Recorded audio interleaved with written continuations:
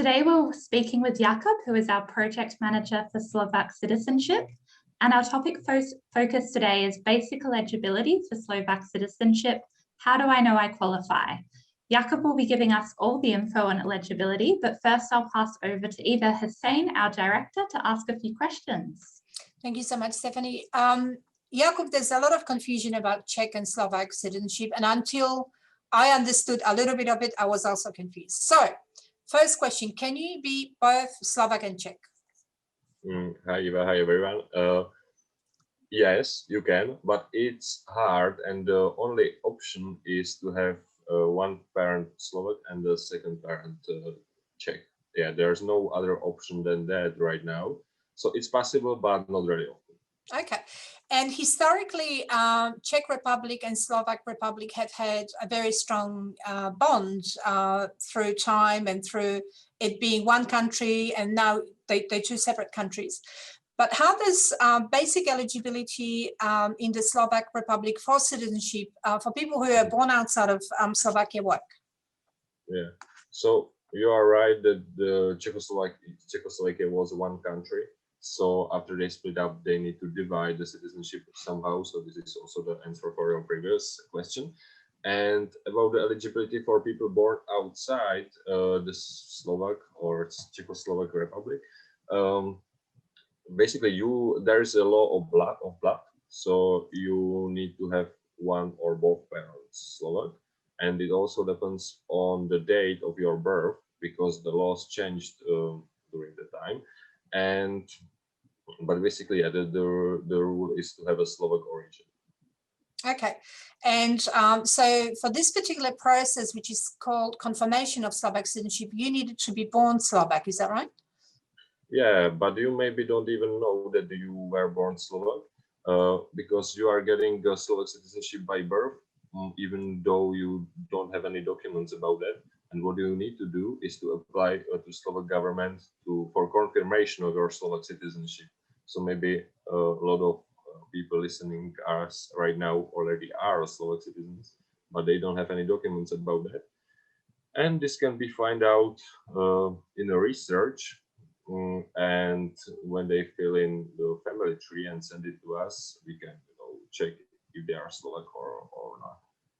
So Jakub, the basic thing or the questions that we often get is, I don't really know if I'm Czech or Slovak because it was one country, then it, then it became the Socialist Republic, and then it was a federation, and now it's two separate states. How do you know that you're Slovak? Like what are the eligibility criteria? Yeah, this is very complicated. I would say the basic rule is, of course, place of birth. So you need to look if, for example, you have a grandfather or grandmother from Czechoslovakia, you need to look where your ancestors were born and where the village or the town or city is today.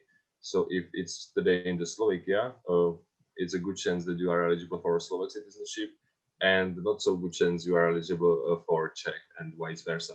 So yeah, I would say the place of birth is the main criteria, but also some other criteria can play a role. For example, the last residence before the emigration and so on. Basically, the Czechoslovak citizenship was divided between Czech and Slovak in '69. Even though the country was still called Czechoslovakia, it was quite complicated. And we need to go into the law from this year, '69, and look into that. So I would say in 90% of cases, the place of birth is decisive, and in the rest of the cases, 10%, we would have to look at that. And the good thing about working with Polaron, I guess, is that we will tell you whether you qualify or you don't. So our Australian team of consultants will gather your information. They'll help you fill in a family tree, and then they send it to you, Jakub, to assess eligibility, right? Yeah, exactly. It's, there is no point in wasting time and money of the clients. So they send me a family tree, and within, let's say, a few minutes, I already know if the client is eligible or not, or if it's something unclear there. I will ask some questions, and then, yeah, so we know if they are eligible or not in advance.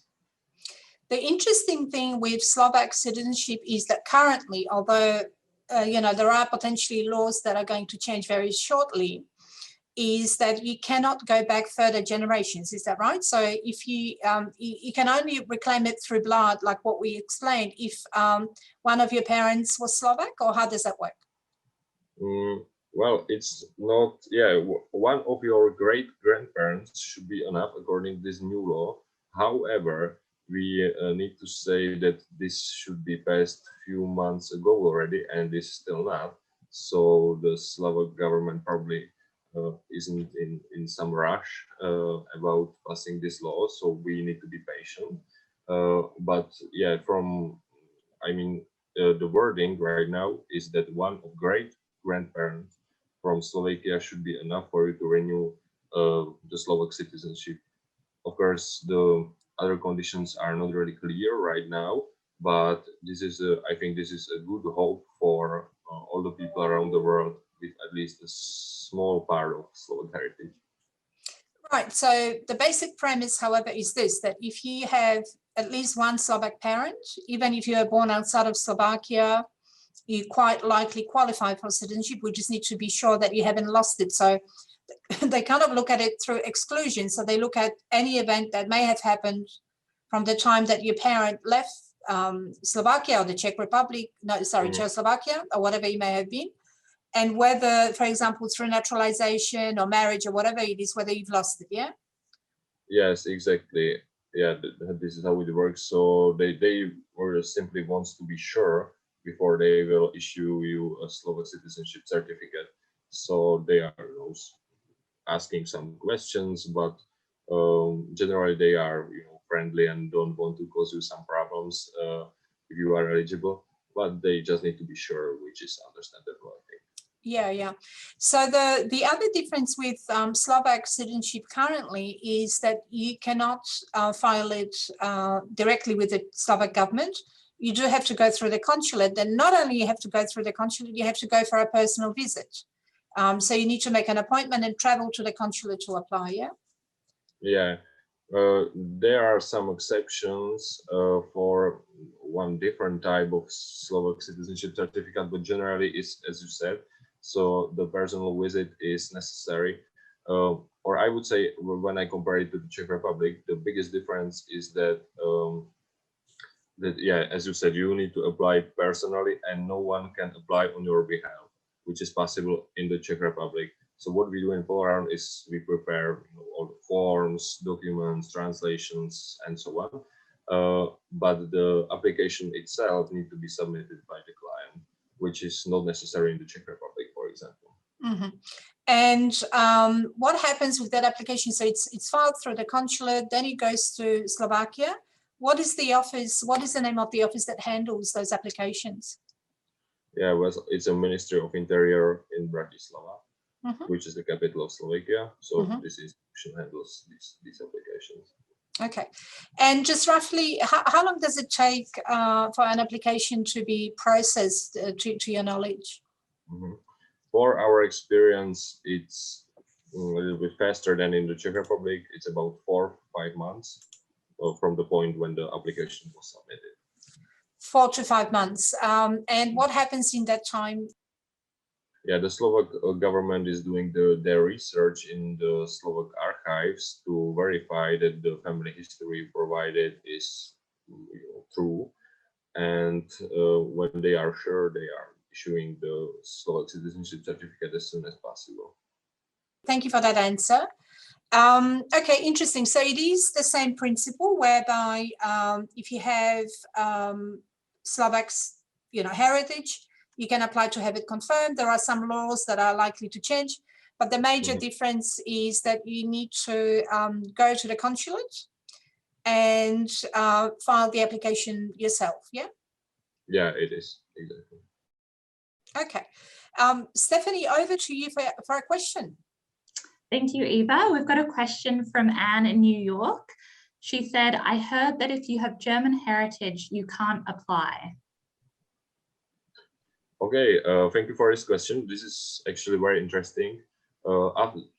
after the Second World War, there was a law in the Czech Republic. It's called Decree of the President of the Republic, which basically says that majority of German and Hungarian citizens are deprived of their citizenship, and they need to leave the Czechoslovakia.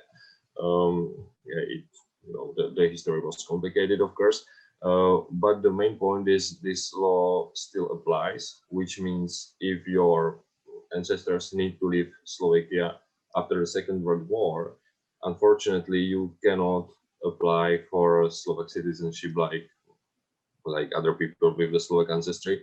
So simply, yeah, this is true. Of course, there were some exceptions which we can check. For example, if your ancestors were Germans but involved in anti-Nazi resistance, then you of course this don't apply to you. But let's say in 90% of cases, this is unfortunately true.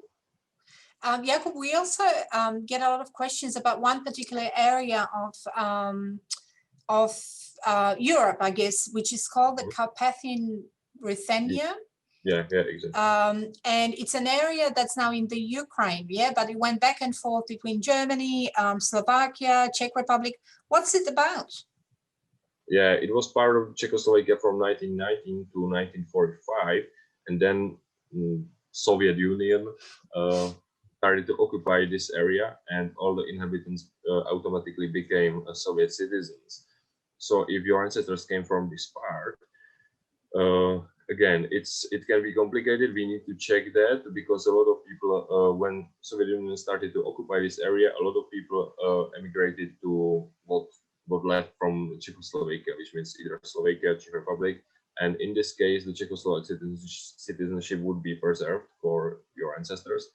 But if they stayed there, and for example, you are living in that area, you are unfortunately not eligible, because the Czechoslovak Republic signed a treaty with Soviet Union that they agree that these people are becoming Soviet citizens. So yeah, the German or Hungarian nationality or ancestors from this area, in this case, it can be a little bit more complicated. Right. So mostly these people don't qualify for, I guess, the reason of protection of the borders, because it is contested land and it has been strategically and politically a bit of a football, I guess, if I could call it that, yeah? Yeah, it is. Unfortunately, it is. All right, cool. Just, Jakub, so to summarize, if you have one Slovak parent and you were born outside of Slovak Republic, you probably qualify.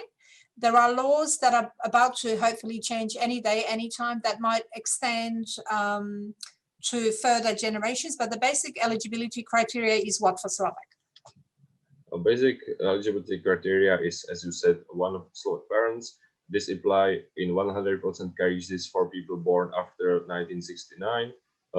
Before, it can be a little bit more complicated, but we can check that for you, and yeah, the chances are good anyway.